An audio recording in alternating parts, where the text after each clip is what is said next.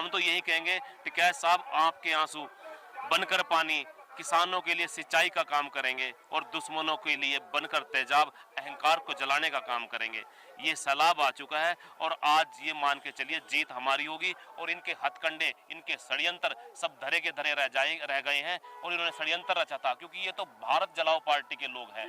जब ये हरियाणा में आए थे, इन्होंने हरियाणा में अपनी राजनीतिक फायदे के लिए जातियों को तोड़ने का काम किया, जाट और गैर जाट को लड़ाने का काम किया। अपने फायदे के लिए जब यूपी में आए तो इन्होंने धर्म को लड़ाने का काम किया। अब इनके सामने किसान थे, अब इन्होंने सोचा किसान को कैसे तोड़ा जाए, किसान तो लड़ाई को जीत लेगा, किसान तो इकट्ठा हो गया। अब इन्होंने, क्योंकि किसान की कोई जाति धर्म नहीं होती, केवल मात्र वो किसान होता है, इसलिए उन्होंने ये ड्रामा किया, लाल किले के झंडे का जो अपमान किया, इनके लोगों ने किया।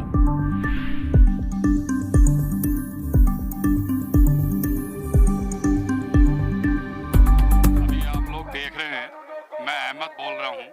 आज फिर यहाँ किसानों के बीच में हूँ। मैं यहाँ पर आपको दिखा सकता हूँ गाजीपुर बॉर्डर पर, और यहाँ जैसे 26 जनवरी से पहले थी, 26 जनवरी वाले दिन चहल पहल थी, किसान यहाँ कूट कूट के भरे हुए थे, आज फिर यहाँ मौजूद हैं। किसानों की रेला फैला हो, ये आप देख सकते हैं कि कितनी भीड़ है, पब्लिक है ऊपर उस साइड में भी। और यहाँ कुछ बदमाश टाइप के लोग आ जाते हैं जो बीच में हरकत करते हैं और मारने तोड़ने का काम करते हैं। अभी हम यहाँ पर मौजूद गाजीपुर बॉर्डर पे, और कुछ भाई हमारे साथ यहाँ जुड़े हुए हैं। जी भाई, क्या नाम है आपका? मेरा नाम राहुल सचान है। राहुल सचान, कहाँ से हैं? मैं कानपुर से, उत्तर प्रदेश का। कानपुर से, उत्तर प्रदेश। जी, यहाँ किस लिए यहाँ गाजीपुर बॉर्डर? देश के अंदर जो 3 कृषि कानून जी नरेंद्र मोदी सरकार ने बनाए, उनका देशव्यापी जो विरोध हो रहा है, जिसको मोदी जी समझ नहीं रहे हैं, उनको ये लगता है कि वो जो कानून ला रहे हैं वो लोगों के हित में है, किसानों के हित में है, जबकि ऐसा नहीं है। अगर लाखों लोग सड़क पर उतरे हैं तो जाहिर सी बात है कि उसमें कुछ कमियां हैं। उन्होंने ना किसी से बात करी है, उन्होंने तानाशाही रवैये से, उन्होंने अडानी अंबानी जो इस तरह के बड़े बिजनेसमैन हैं, उनके रवैयों से प्रेरित होकर इस तरह का काला कानून बना दिया, जिससे कि उनको सीधा लाभ मिले। जो बल्क मात्रा में इन अनाज को इकट्ठा करेंगे 10 रुपए में खरीद कर, जिस अनाज को हम किसान 3 महीने 6 महीने की मेहनत के बाद उगाते हैं, जिसकी कीमत 10 रुपए 20 रुपए 25 रुपए किलो उस समय मिलती, चूंकि हमारे पास स्टॉक करने की व्यवस्था नहीं होती है। हम 3-6 महीने उगाने के बाद उसमें 2 रुपए लाभ के हिसाब से उनको बेच देंगे, और बड़े व्यापारी इन सब चीजों को 3 महीने स्टॉक करके अपने पास रखेंगे और 3 गुने लाभ के साथ हमको बाद में बेचेंगे। जाहिर सी बात है, फिर नुकसान ही है। किसान तरक्की कर रहा है, इससे में भी इनको दिक्कत है। इनके लोग कहते हैं किसान पिज्जा खा रहा है, फॉर्च्यूनर चल रहा है, क्या किसान को हक नहीं है? तो पिज्जा का माल भी तो वही उगाता है, पिज्जा भी तो उसी से बनता है, वही उगाता है। तो पिज्जा खा रहा है, फॉर्च्यूनर से चल रहा है, इनको लगता है किसान फटेहाल वेशभूषा वाला ही किसान होता है। ऐसा नहीं है। हरियाणा पंजाब जागृत किसान था, वहां पर शुरू से उसने तरक्की करी, वो पिज्जा भी खाने लगा और फॉर्च्यूनर से चलने भी लगा। उनको लगता है कि पूरे देश में जिस तरह से किसान फटेहाल अभी रह रहा है तो उसी तरह रहे, किसान हरियाणा और पंजाब की तरह विकसित ना हो जाए, जबकि ऐसा नहीं है। किसान भी व्यापारी बन सकता है, क्यों नहीं बने? हम चीज को उगा रहे हैं तो क्या हम अपनी चीज का व्यापार नहीं कर सकते? हमारे चीज को खरीद कर एक व्यापारी 3-6 महीने रोक कर उसको व्यापारी बन जाता है। तो ये सारी चीजें हैं, इन सब चीजों को लेकर हम लोग इसके विरोध के लिए आए। आप गाजीपुर बॉर्डर पर हैं यहाँ पर, तो अभी ये कल परसों जो ये दिक्कतें आई यहाँ पर, फोर्स अंदर आ गई, निकालने लगे कुछ पार्टी के नेता लोग, यहाँ पर कुछ अलग से भीड़ भाड़ ले आए, किसानों को ऊपर मारपीट करने लगे। तो ये इसके ऊपर आप क्या कहेंगे कि ये तो सरासर गुंडागर्दी, सरासर। कौन थे ये लोग? सीधे सीधे आरएसएस और भाजपा के लोग हैं, उनसे मोटिवेटेड लोग हैं, उनको सपोर्ट करने वाले लोग हैं, जिनको देश के संविधान से मतलब नहीं है। बाबा साहब ने जो संविधान दिया उससे उनको कतई मतलब नहीं है। ये अपना नया संविधान लाना चाहते हैं।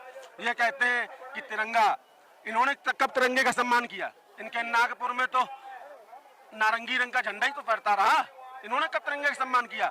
अभी इनके एक भाई वो महासचिव आरएसएस के कुछ दिनों पहले एक बयान दिया था,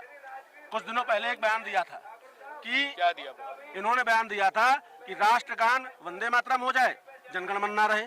इन्होंने कहा था कि तिरंगा झंडा देश का झंडा नहीं होना चाहिए। इसको बाद में आरएसएस ने कोट किया और लोगों ने, लेकिन एक उनका जनरल सेक्रेटरी आरएसएस का अगर ये कहता है, जाहिर सी बात इनके मन में वही चीज घुसी हुई है। इनको देश के संविधान से कतई मतलब नहीं, देश के झंडे डंडे से मतलब नहीं है। और जब जिनको अगर देश के झंडे डंडे से मतलब नहीं तो किसान अपने डंडे से इनको सीधा कर देगा। तो अभी क्या लगता है, अभी ये जो गाजीपुर बॉर्डर पे किसान भाई यहाँ पर आए हुए हैं, अभी सब शांतिपूर्ण चल रहा है? बिल्कुल शांतिपूर्ण धरना चल रहा है, इसमें कोई भी उपद्रव नहीं है। अगर कोई उपद्रव होता है तो जाहिर सी बात है कि वर्तमान की सरकार कमजोर करने के लिए इस आंदोलन को अपने अराजक तत्वों को यहाँ पर भेजकर इस तरह की हरकत करवा सकती। बाकी इस तरह की हरकत अब नहीं होने दी जाएगी। हम लोग भले हम किसी पार्टी से बिलोंग करते हो, लेकिन यहाँ किसी पार्टी के उद्देश्य से नहीं आए। मेरा नाम राहुल सचान है, मैं उत्तर प्रदेश से आता हूँ।